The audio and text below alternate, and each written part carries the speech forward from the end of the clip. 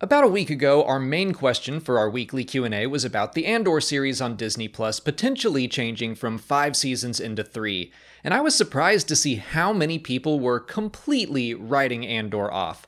Why do we even need 3 seasons? Why does it even have 1 season? Really? The guy who died at the end of 1 movie? Such a dumb concept. A character from Rogue One whose fate we know. Who would watch 5 seasons, let alone 3? Oh, and my favorite, nobody wants Andor. I cannot stand those kinds of comments in particular. It just reeks of entitlement and an attitude of give me what I want and only what I want all the time because I speak for the entire fandom. It's such an egotistical statement to say nobody wants a show just because you can't think outside of the box even a little bit to see the potential of this series. I should say that there were also plenty of comments expressing excitement for Andor. I don't want to give the impression that the entirety of the Star Wars fandom is baffled by this series, but I can't deny that some fans are confused. In fact, here's a comment expressing that confusion in a perfectly reasonable way. I'm still confused as to why they are making a series about Cassian Andor. I want to relate all of this to a time where I had very similar feelings, and that was when The Bad Batch was announced as its own series. I was like, really? Them? Those action movie caricatures from the final season of The Clone Wars? Okay.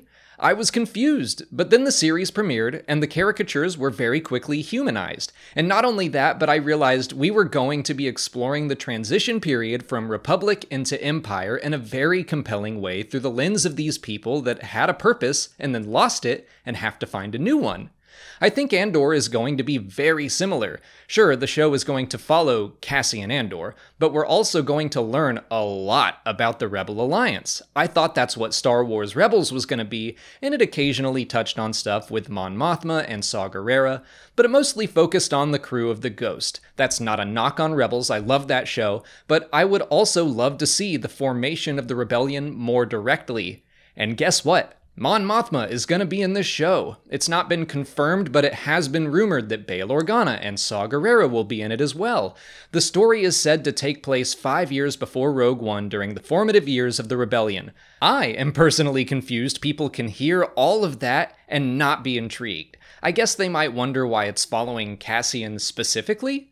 I think that's a brilliant choice, and I'll tell you why. Cassian is a symbol for the gray area in which the Rebel Alliance has to operate. Mon Mothma is the incorruptible leader. Saw Gerrera is on the opposite side, the extremist who goes too far and loses his humanity as a result.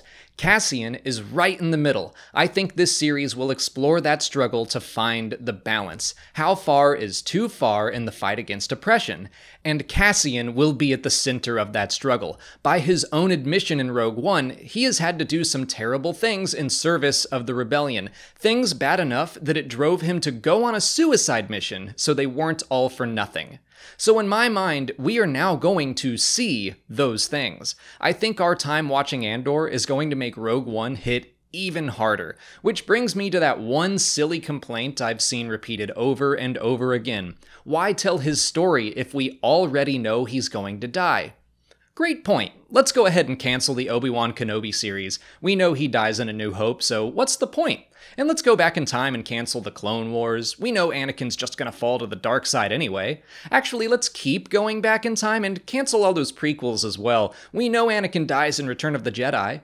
Just because we know how a character's story ends doesn't mean there is nothing more to learn about them and nothing more to say with them. Of the 5 most recent Star Wars films, Rogue One seems like the least controversial. I feel like most of the fandom seems to, at the very least, think it was pretty good, but I mostly see overwhelming praise for it. So it's odd to see cynicism surrounding a full-on series coming from Tony Gilroy that will probably be very similar in tone to Rogue One. It's being described as a tense, nail-biting spy thriller. That sounds great.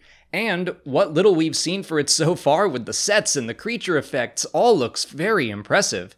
I don't know, I think Andor has a chance to surprise a lot of Star Wars fans. It hasn't gotten the same level of attention as The Mandalorian or Obi-Wan Kenobi. I feel like people keep forgetting that it's even happening, but when I really look at what this series will probably be about, I'm just psyched. It's probably going to be very different, but that's a good thing. More variety in our Star Wars is good. Now, I'm not saying Andor is going to be the greatest thing ever. I hope it's good. It has a lot of potential, and I'm not saying that you have to be excited for it. Maybe you didn't like Rogue One. Maybe Star Wars doesn't feel like Star Wars to you without the Jedi. That is perfectly fine. But the automatic cynical reaction from fans who seem like they won't stop for even a second to consider what they might really enjoy from the series just because it's not exactly what they want right now, it just bugs me. I don't know why some fans refuse to be even a little optimistic about a franchise that has already given them so much. Give Star Wars a chance to expand what it can be. That said, I do think Star Wars could stand to get out of that same era. We are getting a lot of stories set in between episodes 3 and 4. That's a fair argument. But we're definitely getting that with The Acolyte, and there are rumors of even more series on the way set in the High Republic era. All that to say, I'm excited for Andor. I don't think it's getting the attention it deserves, not just from fans, but from Lucasfilm as well. Hopefully, that all changes in less than a month at Celebration, but that's all I have to say for today. Let me know what you think of Andor in the comments. If you haven't already, please like this video, subscribe to the channel, follow us on TikTok, Twitter, and Instagram, and consider checking out our Patreon page. As always, thanks for watching, and may the Force be with you.